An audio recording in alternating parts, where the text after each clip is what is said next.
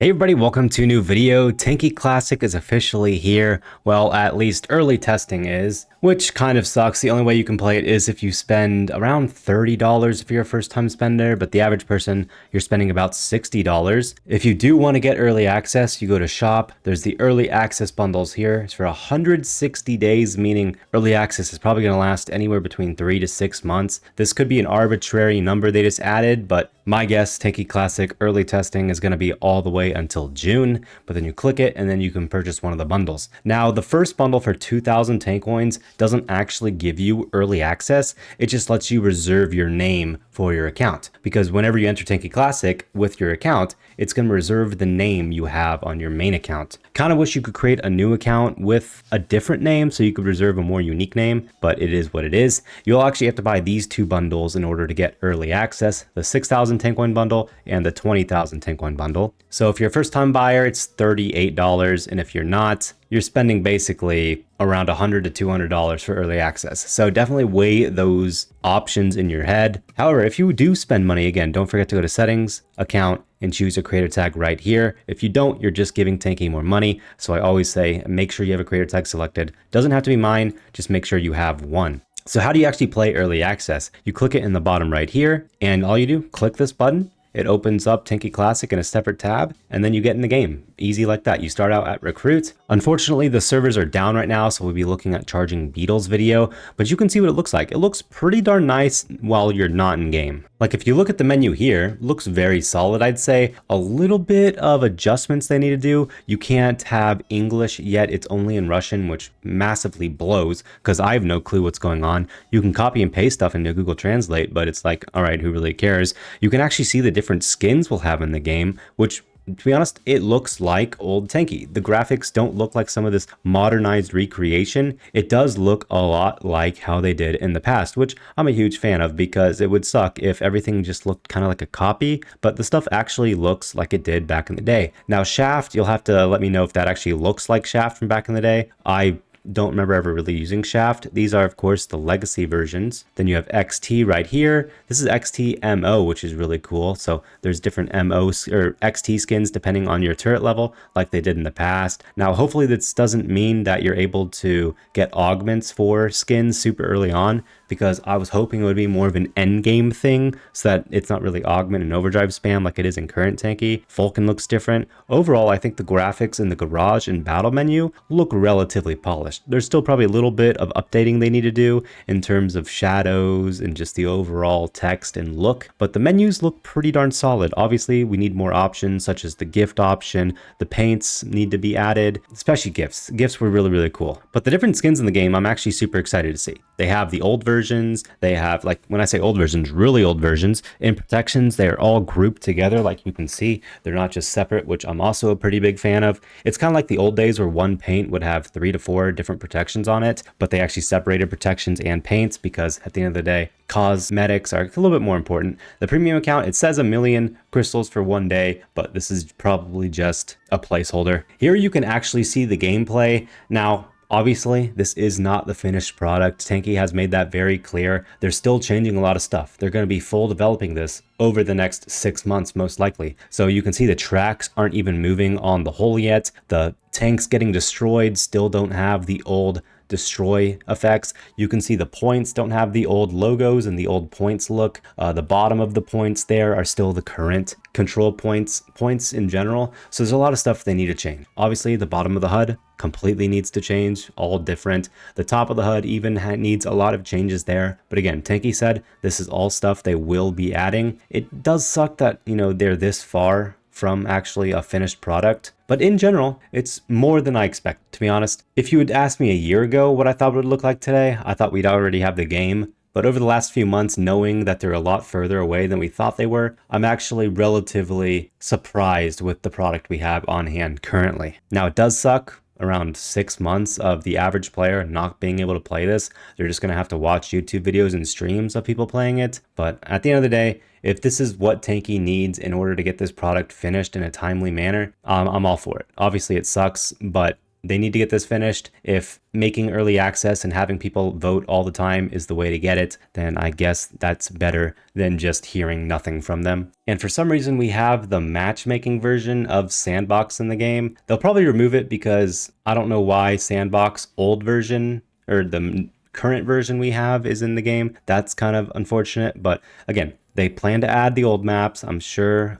I don't know why the matchmaking map version is in this. I guess it's not the end of the world. I would just much rather see old Sandbox compared to this, because I see this and it just kind of reminds me of current Tanki, which is obviously what you don't want. Another thing is the crystal boxes look like the current crystal boxes we have in the game. They don't look that good. They're not like the old crystal box look, so hopefully they'll change that as well. There's just a lot of stuff they need to adjust to make it look like a finished product. So let's go ahead and go over what they're going to be adjusting and changing over the course of the next 6 months, because this is pretty darn important. So closed testing officially started. We have a green check mark there. The Juggernaut solo Juggernaut mode is ready. We have a check mark there. You can play it in early testing if you want. Now, I'll be honest, I don't really want to play early testing all that much, only because I don't want to play the finished product in 6 months and then just be burnt out because I played so much of early access. Because at the end of the day, early access is meant to test it, give feedback, and make changes for the official version. It's not meant to grind out. You can't really grind out early access because there's not a lot of options and great plans to actually progress. You can't get premium. The events aren't here. There's no sales, even though Tanki Classic won't have sales to begin with. So I think early access is a lot more for just testing out the game and making changes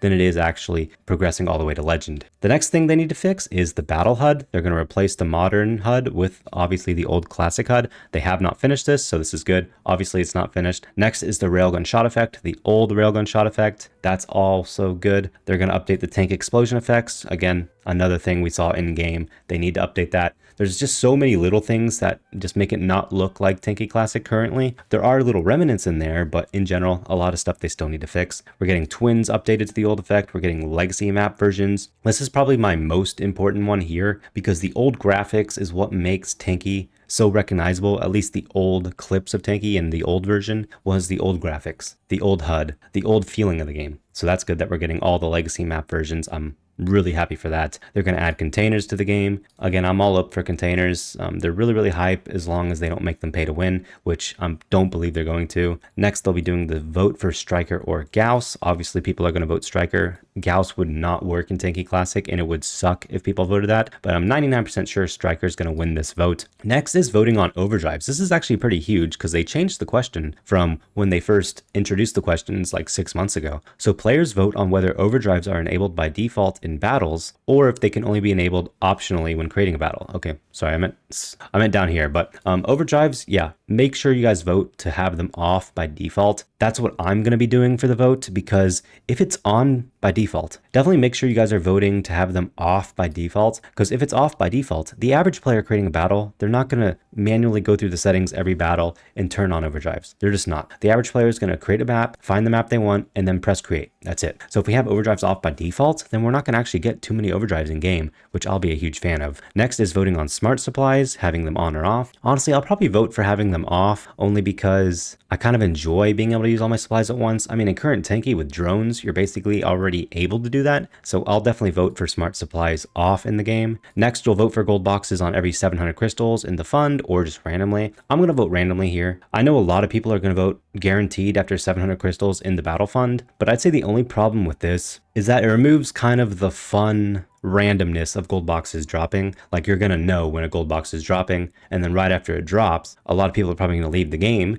to go to another battle to see when that one's going to get up to 700 crystals. So I'm going to vote to have it drop randomly, because having it drop guaranteed, it's just going to, I think, affect the battles too much. People are going to play all the way up to 700 crystals, and then they're going to leave, and then it's going to really affect how the game is played out fully. So I'm going to vote to have them dropped randomly. Next is vote gold boxes drop zone with or without. I'll probably vote without the drop zone. It's kind of nice when everyone is guessing which drop zone. You have to memorize the drop zones for all the golds, and then there's less of like a battle between the entire map and more of you kind of battling out between the few other people who guessed that spot. There's a little bit more luck based, but it's less chaotic when hunting golds because not every single person on the map is going to be getting that one gold. Next is voting whether gold boxes will drop fast or slow. Definitely slow here. I think the hype up to the gold box when you first got that siren was like half of the fun because your heart starts racing. You start getting ready for the gold to drop, and it's just super exciting when the gold finally does drop and you're able to almost get it or get it. Now this next vote one is actually really important, and I hope you guys side with me when you actually vote, and that's going to have augments in skins or without skins.